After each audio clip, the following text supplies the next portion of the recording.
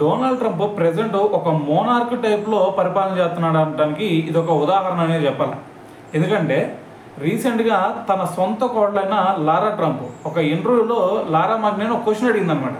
ఆ క్వశ్చన్ ఏంటంటే, ఇప్పుడు ప్రజెంట్ యూఎస్ఏకి డొనాల్డ్ ట్రంప్ అధ్యక్షుడిగా పరిపాలన చేస్తున్నాడు కదా, మరి ఈ పరిపాలనకి మీరు ఎంత రేటింగ్ ఇస్తారు అని చెప్పేసి ఒక క్వశ్చన్ అడిగితే అతను ఏమన్నాడు తెలుసా? నేనైతే ఎట్టి పరిస్థితుల్లో అసలు మంచి రేటింగ్ అసలు ఇవ్వను, ఎందుకంటే ఈయన పరిపాలన వల్ల మా లాంటి వాళ్ళు చాలా ఇబ్బందులు పడుతున్నారు అని చెప్పేసి ఒక స్టేట్మెంట్ అయితే ఇవ్వడం జరిగిందనమాట.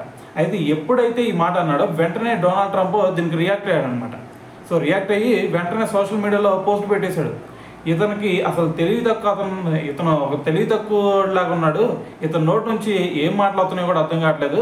సో నా గురించి కానీ నేను చేస్తున్న పనుల గురించి కానీ ఇతనికి అసలు తెలియదు అనుకుంటా. నేను ఇప్పటి వరకు మొత్తం కూడా 5 దేశాల మధ్య యుద్ధాన్ని ఆపాను.